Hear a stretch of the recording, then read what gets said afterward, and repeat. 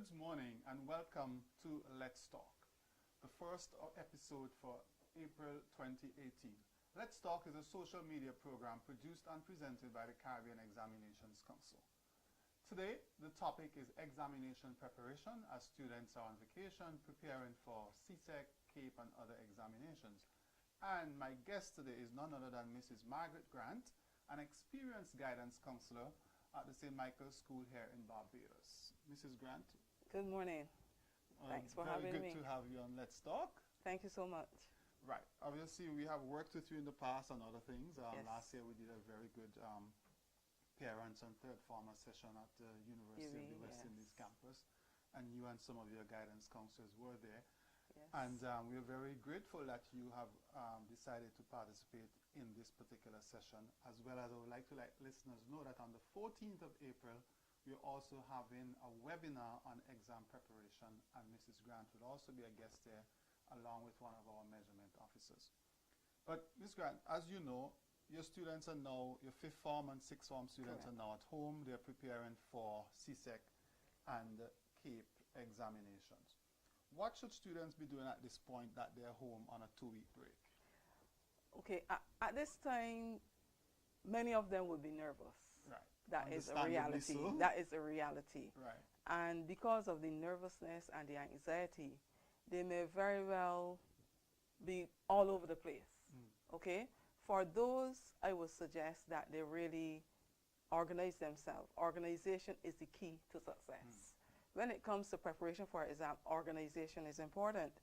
Having a structured timetable, so to speak, or revision timetable. So at this point, they should really be revising with a plan. Right. When I say revising with a plan, you know exactly what you're going to do, where you're going to be doing it, how you're going to be doing it, and why you're going to be doing it. So I noticed you emphasize revision. So are we saying that they should not be trying to learn any new material at this point?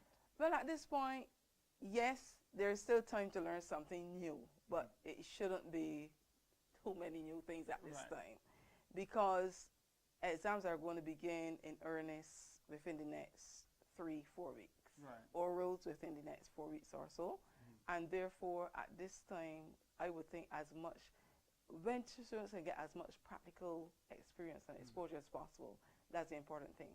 Now, in learning new stuff at this time, it would mean that they have to have some strategies in place. And the kind of strategies that I would suggest at this time would be like using flashcards, understanding too their learning style, because each person learns differently. And if they can just get like flashcards work well, because one, you are able to use a flashcard, on one side of the card, you put down whatever question it is, and then on the other side would be the answer. So at this time, this is not the time to really be going through a lot of material. This is the time, this is the time to really sift out the salient points and have those points ready and available. So if you're in the bus, if you're in a line, paying a bill or wherever, you can just be looking at those notes, instead of moving with the whole textbooks at this time. Now is flashcard time. Now is also a time for study groups. Because when you go into study groups, you are able to focus, and a cautioning on study groups. You must be selective in who you put into your group. Now, you might find that there are some people who prefer to study alone. There are some others who do well, they thrive in groups, and the auditory learners, they tend to work well in groups. And in a group, you select 2 or 3 other persons with you, people who are dedicated, people who are committed, and you will decide at what point you're going to meet, what you will be doing. So if you're looking at one particular subject today, we'll decide on the topic. We can come with questions. We can all prepare one question and come and feed into each other. Because some persons might say, well, I don't have any time for groups. Groups waste my time. but it depends on who is in the group and how structured the group is. And what type of learner that individual Exactly, is as well. exactly. Yeah. Yeah. So when you get into the group, suppose you decide to go to work underneath a tree Right. at the school or at one of the group members' houses or Right. so, you are going to decide, okay, we're going to be doing history today, and we're going to be looking at integration. So let's look at a question, a past paper, a past test that maybe the teacher has given, Right. and let us look at this question. We will all come having this question prepared. So when you come to the group now, you're all pouring into it. So that a point that I might have missed, you might have added.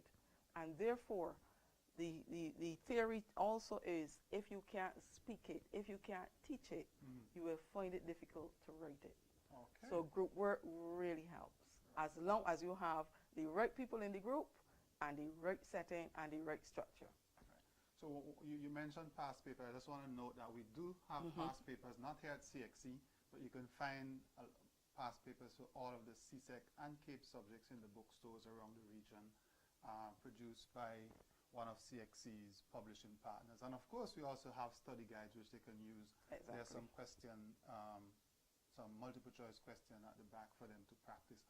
How much do you recommend materials such as past papers and study guides at this stage? At this stage, these are critical because, especially if they have the answers, model answers, these are critical because, again, students are able to concretize what they know and at the same time pick up on some finer points that they might have been hazy on.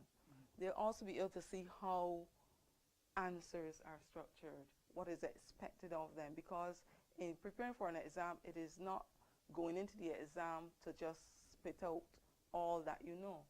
It is to give the examiner what he or she is asking for. Yes, that's such a critical point. So study guides really work at this time. And if the study guides also using highlighters. Using highlighters to emphasize salient points. Circling certain words. Using certain colors to highlight salient points and making little notations in the margin. This also helps. Even the visual learner. Right. As you said, so the organization, even at that level, so you would have different colors for different ideas or different points. For example, suppose a child is doing Spanish and French. We find some children tend to mix up the two languages. So I always suggest use one color code the languages. So if you're using green for Spanish and red for French, stick to those colors right through. Right. All throughout the school year, you're sticking to those colors. If you're writing something in Spanish, you use green paper or green marker. Or you're going to highlight something, highlight it in green. So that the brain is able to remember and associate. Right. Yeah? Because a lot of learning by association occurs. And when you go into that exam room and you're going into Spanish, you are not going to be thinking red at all because red is not the Spanish color. Right. You would have been working with green all along. So your mind is going to go back to that green card, that green lettering. Yeah? And even objects at home. And you have to remember these things. Just take some paper, write it in green, and you stick it on the door. La puerta, so you know that is the door. Right. And when you go into the exam room, you can't remember if it's la porta or la puerta. You remember, hey, it is green Spanish. And you can remember seeing the green on the door. Maybe on one side, you have the Spanish on the inside and the French on the outside. So you have the green in one and the red in the next. And I tell you, that works. Okay, you're going to visualize that. Correct. So one of the other points I want to ask you, because I noticed you mentioned things such as going under the tree, going by somebody. What about the use of technology by the students? Are you seeing them forming WhatsApp group or using Skype meetings and stuff for their study group? Those can work as well. But again, structure and organization. Right. Because no matter what you do, you can get sidetracked. Right. Okay? So if I would suggest to students, if you're using technology at all, be focused. Remain focused. Because this is not the time for distractions. And distractions will be many. Right. There will be static distractions and dynamic distractions. So when you're going to study, you must set those certain rules for yourself. No cell phone, no WhatsApping, no TV. Set down those rules and stick to them. However, if you're going to be using the technology, there are a number of sites that you can actually go on to get extra help. Again, those who are doing Spanish, there's studyspanish.com. Then you go on that site, you can see all sorts of exercises there. You can click on the area that you want to highlight, the area that you want to do more work on. Yeah? And therefore there's so much resources available. There are so many resources out there. Students just have to go and Google. They Google for other things. Google for so use the help with Spanish, appropriately. help with French, help with history, and it is there. And of course, at this stage as well, I would like to make a plug for notesmaster.com, Correct. which is our CXC partner site as well. And of course, you can also go to gocxc.com on the cxc.org page for all of the resources that are offered by CXC, all of the learning support resources that are offered by CXC to help you in your preparation. So that was an excellent foundation. And I want to just move forward now. So it is the day before the exam. What should students be doing the day before the exam? So on the 15th of May, you have social studies, and today is the 14th. What should you be doing? First thing, no cramming. No cramming. No cramming. Because you might remember 101 other topics that you probably did not touch. Right. It is no point cramming at that point, because all you're going to do is to press down all the information that you know before. And you're going to confuse yourself. So what you don't know on the 14th, let it slide. Unless it's something critical, that you can pick up quickly, but no heavy, it may be a definition that you're not sure on. Yes, you can do that, right? Use the flashcard. And when you're using the flashcards, I would suggest that you use diagrams, pictures, some graphics, so that everything is not in words. Right, and it also stimulates. Exactly. So first of all, no cramming. Get as much rest as possible, especially go to bed early that night.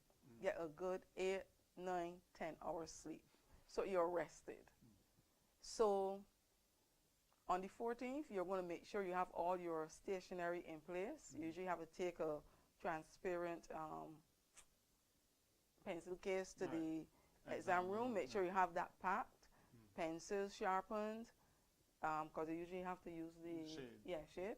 So you have your 2B or your HB, your number 2 pencil. You have that already there. Have a 2 or 3. So if 1 point breaks, you won't have to waste any time. And then you also have your pen. Make sure you have your timetable to be sure that if it is a morning paper, you don't turn up in the afternoon. Please look at that timetable. Have copies of the timetable, one in your room, one maybe in the designated study area. Let your parents have one and triple check. Okay? It is sad when you prepare for an exam for so long and then messes up by turning up the evening when the exam was the morning. That does not help. So therefore, I would suggest that they have all these things packed the night before, have the school uniform, everything in place. Okay? Make sure that I would hope that by now they're eating properly. And no snacking on processed foods and those low carbs, but they're really looking at using a proper breakfast. Breakfast, good oatmeal. That is great. High fiber, high carb, it is slow in digesting, and they have the energy. But when you use all the sweet stuff and the processed foods and the fried foods on that morning, energy is not going to be, the body's going to use up that sugar really quickly, and then you have a low. So we want performance to be high. We want concentration to be at its peak. We want you to be able to focus so that there are no distractions, even biologically. Okay? So one of the things you mentioned when I asked about the day before is that, revision and so on. Have you run into students who say to you, but miss, I can't study the day before an exam or the night before an exam? There's some students like that. And then there's some who will say, I can only study on the night before or 2 days before because I will forget everything. So those are the crammers. Right. And they will tell you point blank, cramming works for me.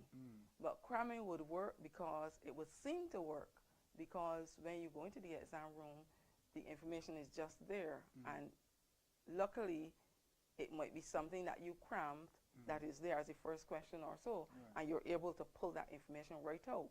But then, after the exam, I'm sure you can't remember anything that you put in there. But the thing is, cramming really, it causes anxiety. Right. You see, because when you start to cram, it's like you're seeing this volume of work that you have to stuff in. And stuffing, I use that word deliberately. Right. You have to stuff it in.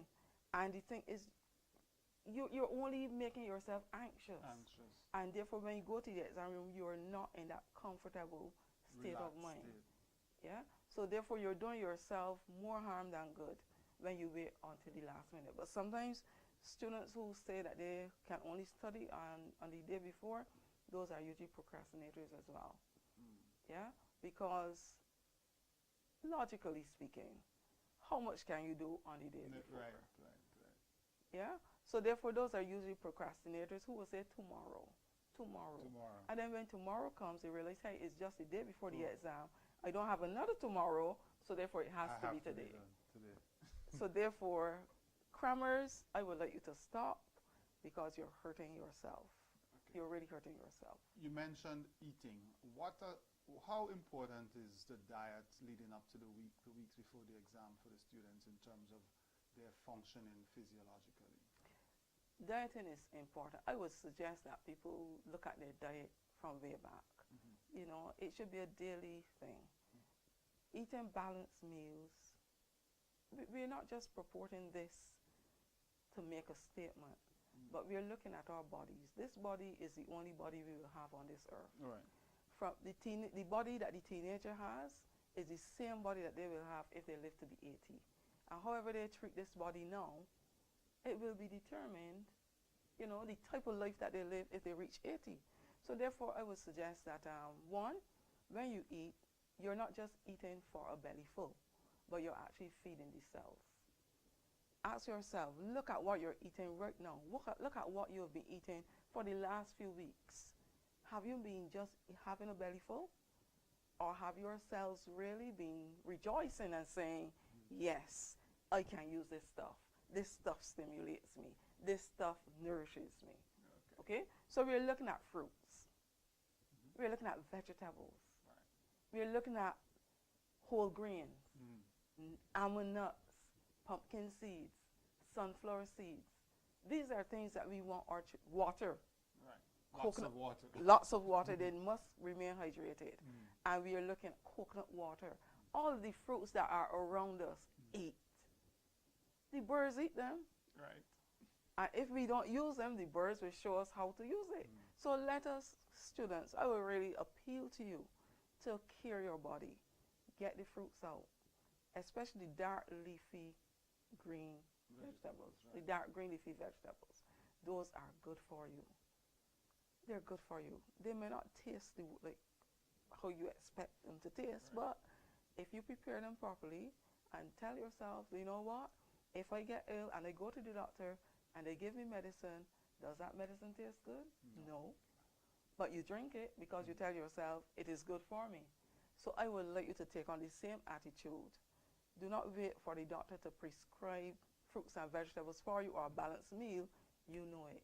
It is good for you. You're feeding the brain. The same brain that you need to function at its optimal level in the exam. So if you treat it shabbily outside of the exam, hello, how is it going to perform on the day of the exam? So please, feed your brain. All right. On the day of the exam, it's the day of the exam and you get up after your 6, 7, 8 hours sleep. Walk us through what the students should be doing and thinking and ensuring that they have before they get to the exam center. Well, as I mentioned before, the night before they would have packed their see-through bag with their stationary items in it. They would have their timetable and knowing the exam number, the center number and all that. So all those things will be in there, not leaving anything for memory. Okay? You also have your pens, your pencils, well sharpened, everything to hand. So when they get up, they just go, if they can do a little. Another thing I should mention, even before the exam, is exercise. Right. 20 minutes a day would be good. A brisk walk, walking on the beach, where all those negative ions can just, you know, help to relax you. And you don't have to pay for that. That is so free. So just go on the beach, get those negative ions, you know, in your system. And on the morning of the exam, if you can do a little walk, a little exercise, that would be good as well. Because one, you're actually activating the body, right? And you'll also be releasing some stress from in your system. Exercise is also medicine. And once they're ready, they eat a good breakfast, as I mentioned before.